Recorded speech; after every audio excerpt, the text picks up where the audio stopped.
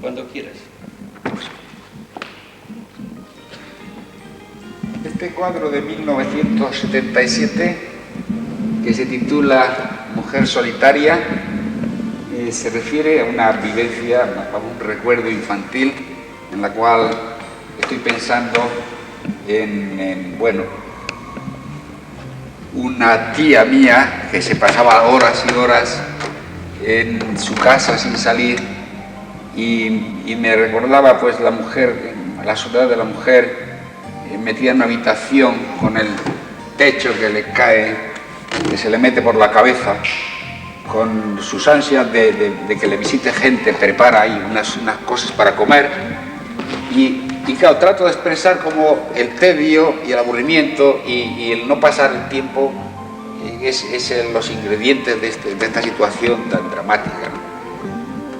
Por ello he puesto como unas palomas ahí vivas para ver la inmovilidad de la persona y la inmovilidad del tiempo que no se desgrana, y pongo aquí como una especie.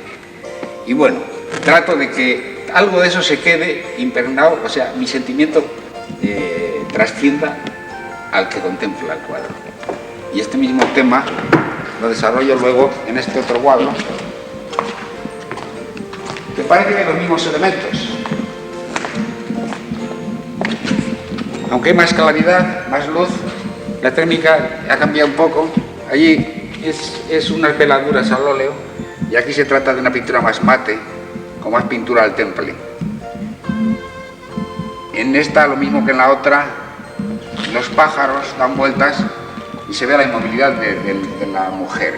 La mujer está inmóvil en su tedio, en su soledad, en su aburrimiento. El tiempo está apresado en una jaula, por eso no pasa el tiempo, y parece mejor expresado eso del tiempo con la jaula. El mismo tema, pero ya con un personaje masculino, lo tenemos allí, en el cual.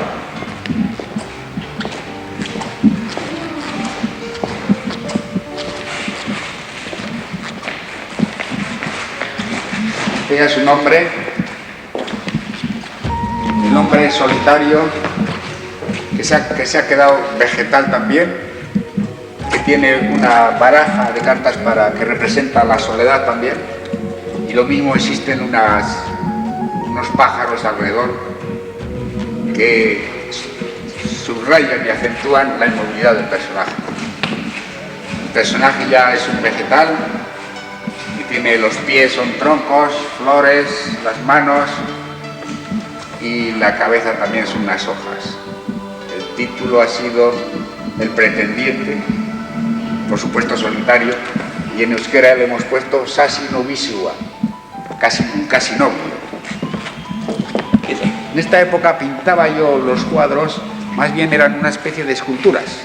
Entonces existe un espacio muy corto, el fondo está muy cerca y existe como un bajo relieve que va definiendo la luz y la sombra muy bien modelado. Pero así como en este cuadro yo he andado buscando la manera de que el fondo y la forma, así como en otros cuadros que he pintado antes, que son aquellos de los ciegos y la guitarra y todo eso, he buscado que el espacio entre en la forma.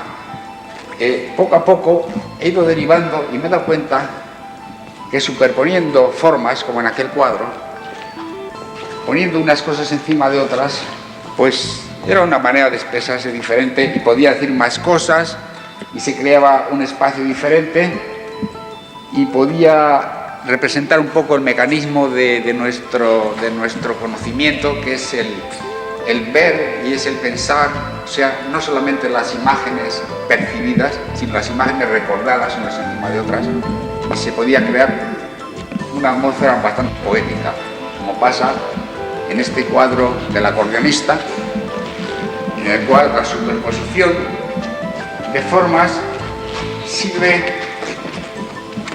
para pensar un poco cómo la música nos llena el espacio, cómo el acordeón, nosotros oímos el acordeón en la calle y parece como si el acordeón estuviese ocupando todo el espacio del acordeonista, nos llena la calle. En este caso, pues es una pintura un poco lírica y es una pintura un poco como de nostalgia, y la transparencia sirve para eso, no para más. Aquí es como una especie de experimento también.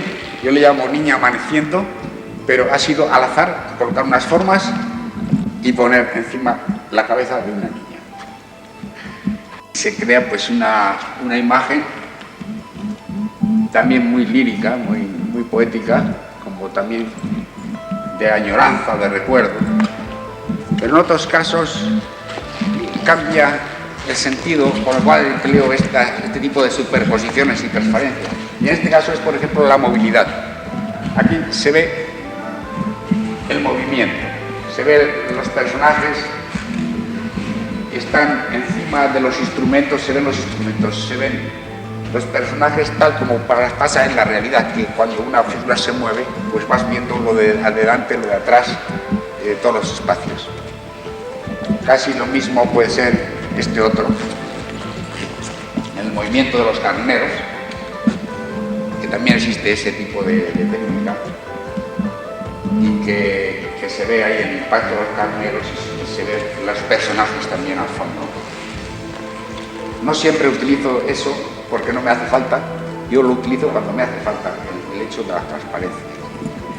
No es una manera de decir que mi estilo consiste en eso, sino que uso como un recurso más, como una herramienta. Vamos a ver otro cuadro que tenga ese mismo, que es el de la portada, que es este, el que hemos utilizado en el libro como portada, que es un paisaje de extremeño.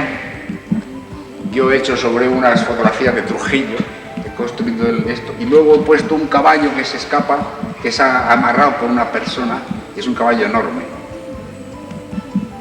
Y pasa lo mismo, es una fantasía más bien, pero es el movimiento y es el simultanearlo de la figura con en el mismo sitio, creando un espacio real.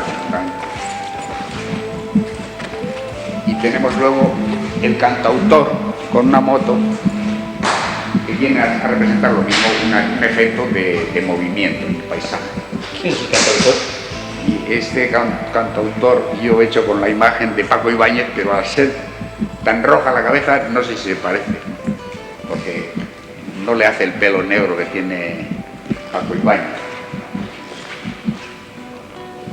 Y ahí baja por un camino y con la moto de haber asistido a alguna boda en un oficio un poco sencillo para la categoría que tiene este hombre tan importante.